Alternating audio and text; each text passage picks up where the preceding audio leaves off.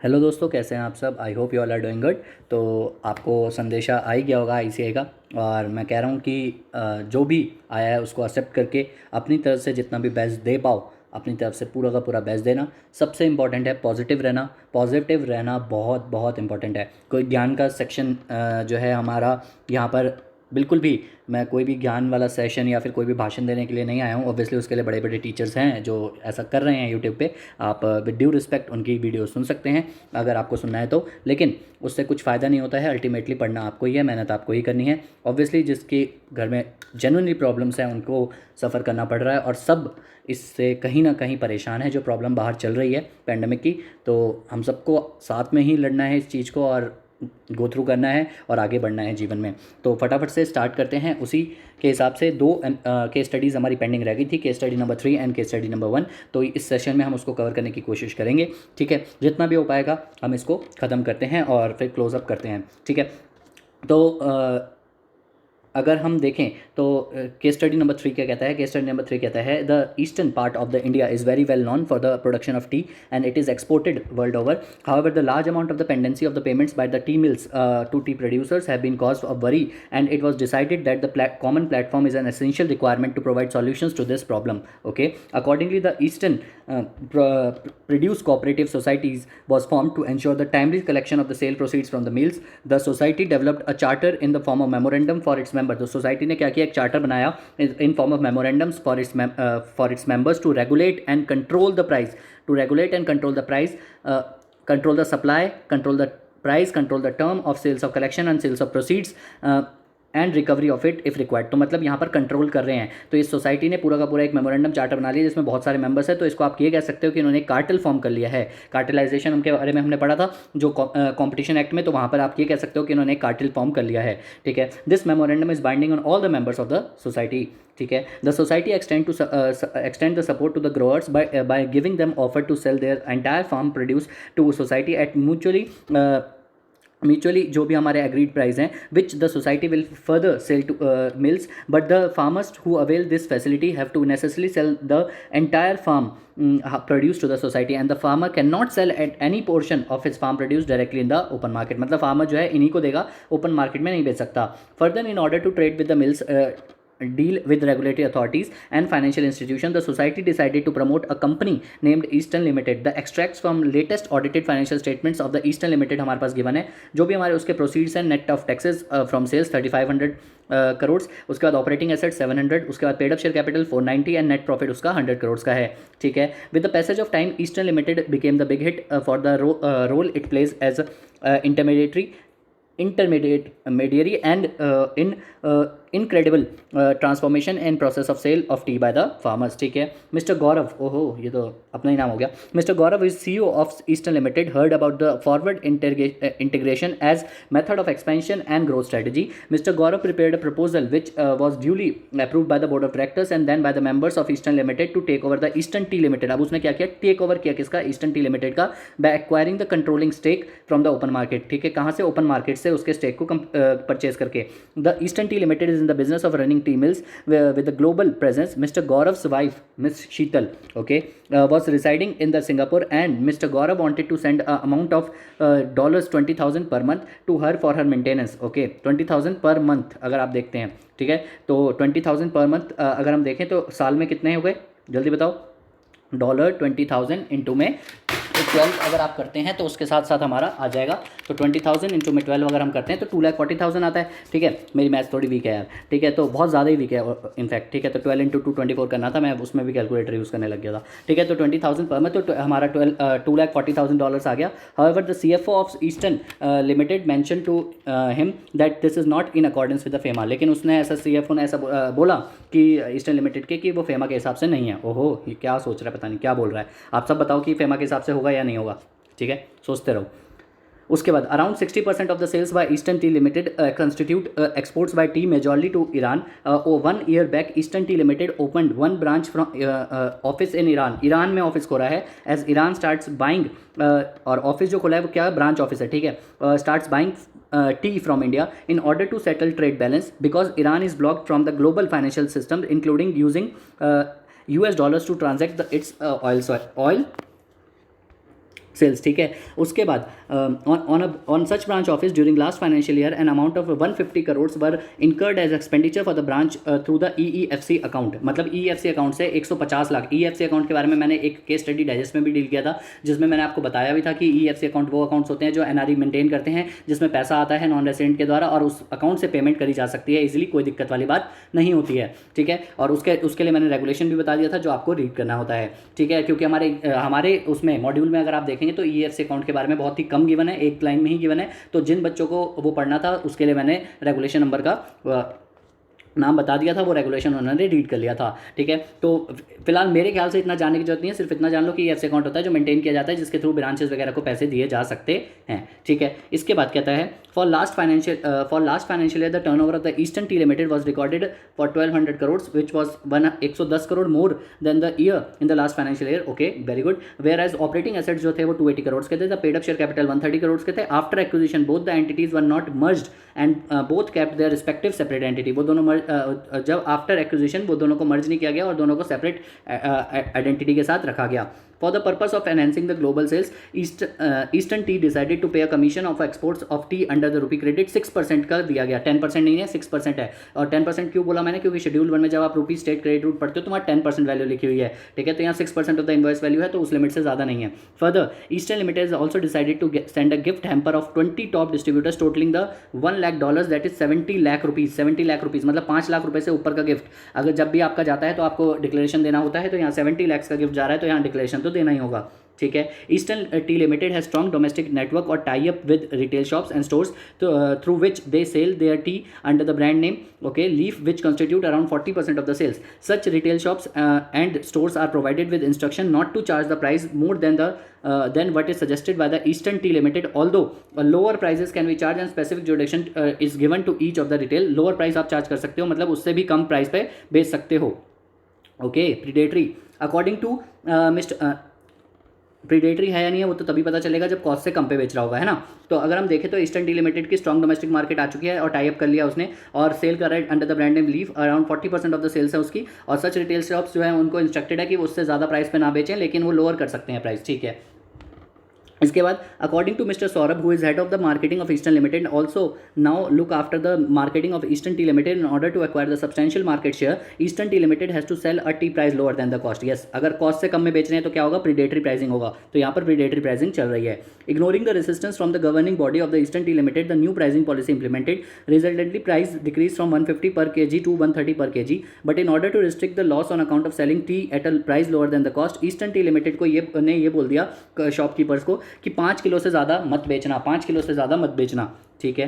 The Eastern Produce Cooperative Society promoted अंदर another company named South Limited, और उसने एक अनदर कंपनी नेम्ड जिसका साउथ लिमिटेड नाम है उसको क्या किया था, प्रमोटेड किया, ठीक है। The Eastern Produce Cooperative society ने प्रमोट किया another company name south limited which जिसका ऑब्जेक्ट जो था वो इंक्लूड करता था प्रोवाइड करना weather research and forecast reports, ठीक है, और अदर नेसेसरी टेक्निकल नॉलेज और guidance to members of the parent society apart from conducting market research for Eastern Limited, okay. In one of the market research conducted by the South Limited it was found that North Limited which holds major market share in retail packed tea that is around 30% under the brand name Taste, price of which is 150 per kg. For latest financial year, the turnover of the North Limited is 3,000 crores, whereas the operating assets is 570 crores and paid up share capital is 365 crores.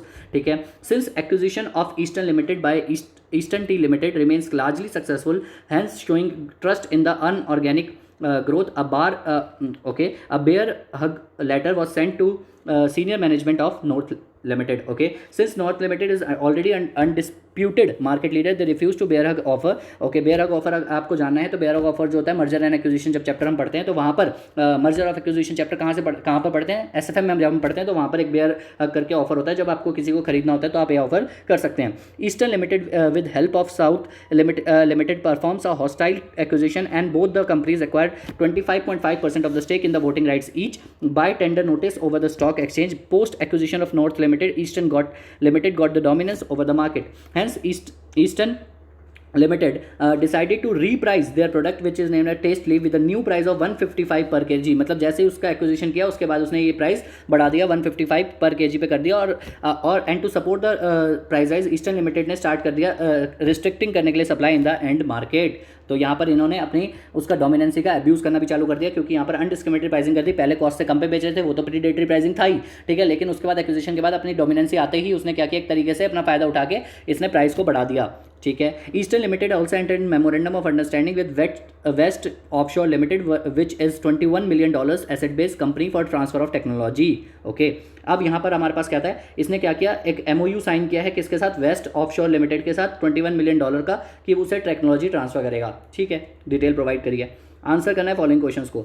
The CFO of the Eastern T Limited seeks your views on the whether the gift send to distributors requires to be included in the export declaration. आप बताओ इसको include करेंगे या नहीं करेंगे? बिल्कुल include करेंगे। क्यों? यस, क्योंकि उसकी वैल्यू जो थी वो all distribute more than the prescribe limit है, और लिमिट कितनी है, 5 लाख की है, और यहाँ तो 70 लाख जा रहा था, तो यस इसको इंक्लूड करेंगे। आगे बढ़ते हैं। How much can Gaurav remit to his wife living in Singapore for her maintenance? $2.5 lakh तक दे सकता है under the liberalised remittance scheme, जो हमारा शेड्यूल नंबर 3 में फॉल करता है, तो ये हमारा बी ऑप्शन हो जाएगा यहाँ पर। फिर 3.3 क्या कहता है, evaluate if the commission paid by the Eastern T Limited is in accordance with the FEMA. Yes, वो यस था, क्योंकि वो लिमिट जो थी 10% of the invoice of exports of tea under the rupee state credit route था, और ये आपको शेड्यूल 1 जो हमारा फेमा का है उसमें आपको दिखता है, ठीक है। उसके बाद टेक ओवर और acquisition of the Eastern T limited by eastern limited will be considered combination. Combination कब माना जाता है? जब 6,000 करोड़ से ऊपर का टर्नओवर होता है। तो 6,000 करोड़ से जब ऊपर का टर्नओवर होगा तब उसे कॉम्बिनेशन माना जाएगा। तो टर्नओवर ऑफ द एंटरप्राइज, जब एंटरप्राइज के में देखते हैं तो आफ्टर मर्जर वो हमारा 6,000 करोड़ से ऊपर होना चाहिए। तो जो हम रेगुलेशंस पढ़ते हैं कॉम्बिनेशन के, तो उसके अंदर एक चार्ट भी था जिसमें हमने पढ़ा हुआ है ये ऑलरेडी, तो वहाँ से आप डायरेक्टली आंसर दे सकते थे इसका, ठीक है। इसके बाद 3.5 the decision of Eastern T Limited not to sell more than 5 kg of tea per customer purchase can be considered exclusive supply agreement नहीं, एक्सक्लूसिव डिस्ट्रीब्यूशन एग्रीमेंट नहीं, रिफ्यूजल टू डील भी नहीं, डील तो कर ही रहा है, नन ऑफ द अबव। तो इसमें से तीनों में से कोई भी ऑप्शन नहीं है, ठीक है। इसके बाद 3.6 का फर्स्ट आता है, in your view explain with reasons if Eastern Produce Cooperative Society can be considered as cartel. मैंने तो ऊपर ही बता दिया था, यस उन्होंने कार्टेलाइजेशन बना रखा है। कार्टेलाइजेशन की डेफिनेशन आपको सेक्शन नंबर 2 सबसेक्शन सी में आपको दिख जाएगी।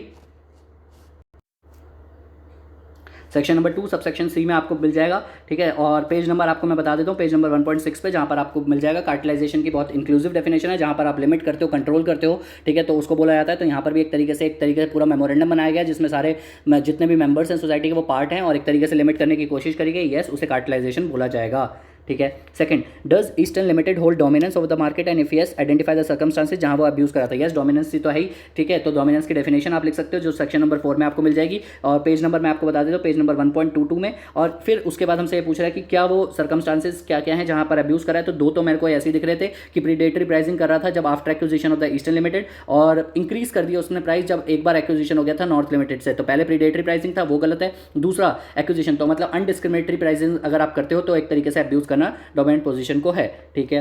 आगे बढ़ते हैं। Explain briefly the applicability of the Competition Act to the combination describe in the case study and regulatory aspects. तो कंपटीशन एक्ट से रिलेटेड, कॉम्बिनेशन से रिलेटेड क्या थे? तो सबसे पहले अगर मैं आप लोगों को बताऊं तो देखो, एक तो यहाँ पर ये हमारा दिख रहा है ईस्टर्न लिमिटेड के साथ इसने मेमोरेंडम साइन किया, तो ये तो कॉम्बिनेशन ही नहीं माना जाता, यहाँ पर तो ये हमारी बात आएगी ही नहीं आएगी, ठीक है। उसके अलावा अगर हम इसको देखते हैं, उसके अलावा उसने किस किस का एक्विजिशन किया, एक ईस्टर्न लिमिटेड का मुझे दिखा था, ठीक है, और उसके अलावा हमारे को ये दिखा था कि उसने एक नॉर्थ लिमिटेड, साउथ लिमिटेड का समथिंग कुछ किया था, ठीक है। तो उनके एक्विजिशन क्या था, तो आपको कुछ नहीं करना, उस वाले चार्ट पे जाना है और उस चार्ट के हिसाब से आपको ये देखना है कि एंटरप्राइज लेवल पे, ठीक है, एंटरप्राइज लेवल पे जो है हमारा, उसके हिसाब से या फिर ग्रुप लेवल पे, एंटरप्राइज लेवल पे या ग्रुप लेवल पे उस लिमिट से ऊपर जा रहा है या नहीं जा रहा। तो इसमें आपको कुछ भी नहीं करना था, सीधा जाके मिलान करना था, क्योंकि यहाँ पर ऑपरेटिंग एसेट्स भी गिवन है और आपको जो है टर्नओवर भी की भी डिटेल्स गिवन है। तो बस उन दोनों को जोड़ के और एज अ ग्रुप लेवल पे भी देखना है और एज एंटरप्राइज लेवल पे भी आपको देख के उसका जवाब देना है। तो जो भी एक्विजिशन किया गया है, सिंगल एक्वायर किया गया है, एक्विजिशन किया गया कंपनी के द्वारा, तो उसी चार्ट पे जाके आप उस चीज़ को खत्म कर सकते हैं। और वो कहाँ मिलेगा?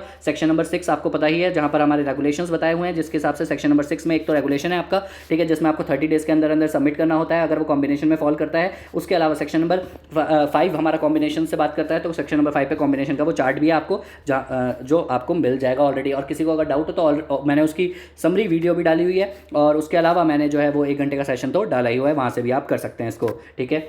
इसके अलावा last, evaluate if Eastern Limited is in the compliance with the provisions of FEMA with regard to the expenditure. तो देखो सबसे पहले अगर मैं ब्रांच के बारे में बात करूँ तो EEFC अकाउंट से कर रखा है तो कोई टेंशन नहीं है, EFC अकाउंट से करता हो सकता है, ठीक है। ये हमने ऑलरेडी पढ़ा हुआ है, एक केस स्टडी डाइजेस्ट में भी ऐसा क्वेश्चन था। लेकिन यहाँ पर एक ट्विस्ट क्या है, यहाँ पर ट्विस्ट यह है कि जो ब्रांच खोला गया था वो ईरान में खोला गया था। तो जब हम प्रोविजंस पढ़ते हैं, जब भी ब्रांच ओपन किया जाता है, जब भी ब्रांच ओपन किया जाता है पाकिस्तान में, बांग्लादेश में, श्रीलंका में, अफगानिस्तान में, चाइना में, मकाओ में, ईरान में, और उसमें RBI का अप्रूवल रिक्वायर्ड होता है। लेकिन क्वेश्चन में कहीं पर भी ये नहीं लिखा कि RBI के अप्रूवल के बाद जो है ब्रांच ओपन किया गया था। तो हेंस जो खर्चा किया गया है भले ही वो EFC अकाउंट से किया गया है, लेकिन RBI का अप्रूवल ना होने की वजह से, हम ऐसा बोल सकते हैं कि ये जो खर्चा किया गया वो ठीक नहीं है। लेकिन क्वेश्चन में कुछ भी नहीं बोला गया, तो आप अपनी अजम्पशंस को नोट कर सकते हैं, जिसमें आप ये बोल सकते हैं कि हम ऐसा मानते हैं कि RBI की अप्रूवल ले ली थी, तो ईरान में अगर खोला भी है ब्रांच और उसके बाद EFC अकाउंट से अगर पेमेंट करी गई है तो फिर कोई दिक्कत नहीं है, फिर हमें कोई परेशानी नहीं होगी। तो इसका आंसर आप अकॉर्डिंगली दे सकते थे, ठीक है। तो यहाँ पर हमारी केस स्टडी नंबर 3 कंप्लीट होती है। प्लीज़ बस वो एक कॉम्बिनेशन वाला क्वेश्चन है, उसमें मैंने चार्ट बता ही दिया आपको और पेज नंबर भी बता दिया, आप बहुत इजीली कर सकते हैं। नहीं भी करेंगे तो भी चलेगा, क्योंकि आपको सिर्फ इतना ध्यान रखना है कि अगर उस कॉम्बिनेशन हो रहा है, लिमिट से ऊपर जा रहा है, तो आपको कॉम्बिनेशन के लिए रेगुलेशन एप्लीकेशन फाइल करनी है, वरना फाइल नहीं करनी है, ठीक है। इसके बाद हमारे पास एक केस स्टडी है, केस स्टडी नंबर 1, ठीक है। केस स्टडी नंबर 1 को मैंने लेके ये सोचा, वैसे तो वो बहुत ईजी केस स्टडी है, ठीक है, लेकिन मैंने इसको ये लेके सोचा है कि मैं इसका जो है पेज नंबर के साथ, मतलब ऑब्वियसली इसका आपको पता ही है कि अगर मैं ये बोलता हूँ कि इसके आंसर्स प्रोवाइड कर दूंगा तो आपको सजेस्टेड आंसर्स ऑलरेडी ICAI ने प्रोवाइड कर रखे हैं, लेकिन मैं आपकी हेल्प कर दूंगा कि जो मेरा जो टेलीग्राम चैनल है ना, उस पर मैं पेज नंबर के साथ आपको ही बता दूंगा कि कौन से पेज नंबर पे उसका आंसर मिलेगा। तो केस स्टडी 1 हम उस तरीके से सॉल्व कर लेंगे, क्योंकि आज ऑलरेडी हमने 4 केस स्टडीज कर ली हैं और वो बहुत बड़ी बड़ी केस स्टडी थी। तो एक केस स्टडी छोटी सी आप खुद भी कर सकते हैं, ठीक है, या फिर आप जो है अगर फिर भी जब भी मुझे टाइम लगेगा तो मैं पेज नंबर के साथ उसको लिख के आपको टेलीग्राम पर सेंड कर दूंगा। और अगर इसमें बाई चांस आपको फर्स्ट वाले में कोई डाउट भी आता है तो आप कमेंट करके पूछिएगा, मैंने आज तक सबके डाउट्स का अपनी तरफ से बेस्ट जवाब दिया है या क्लैरिफिकेशंस दी हैं, ठीक है। तो इसी के साथ हमारा सेशन एंड होता है और हमारा ये भी रिवीजन एंड होती है। जो भी हमने एनालाइज करना था, जनवरी 21 का पेपर कैसा आया था वो भी हमने एनालाइज कर लिया, नवंबर 20 का भी पेपर हमने एनालाइज किया है और मैनेजेबल है, ऐसा नहीं है कि एग्जामिशन नहीं आ सकती है क्योंकि। लेकिन हाँ, सबसे बड़ी बात सिर्फ आपको एक चीज़ ध्यान रखनी है कि बड़े केस स्टडीज से आपको डरना नहीं है, बिल्कुल भी नहीं डरना, क्योंकि सबसे बड़ा डर इसी बात का होगा कि पेजेस देख के डर लग जाएगा। इसीलिए सबसे पहले अपन MCQs पढ़ेंगे, क्वेश्चंस पढ़ेंगे और उसके बाद जिस चैप्टर में हमें कॉन्फिडेंस है ना, देखो यार है तो लॉ ही, तो जिस चैप्टर में अपन को कॉन्फिडेंस है ना, तो उसका कैसा भी आ जाए, 50 पेज की केस स्टडी क्यों ना आ जाए, ठीक है, तो भी हम आराम से सॉल्व कर लेंगे, क्योंकि उन्हीं सेक्शंस में तो पूछा होगा ना घुमा फिरा के, ठीक है। तो जिसमें और ऑब्वियसली जिसमें कॉन्फिडेंस नहीं है तो उसको या तो एंड में करेंगे या उसको छोड़ देंगे, क्योंकि एक क्वेश्चन तो हमें छोड़ने के बाद हमारे पास चॉइस रहती है, ठीक है। तो मिलेंगे हम नए सेशन के साथ, तब तक के लिए all the best, take care of your self and your family and keep studying hard and keep happy, be happy and ओ भाई आज, ठीक है, आज हमारा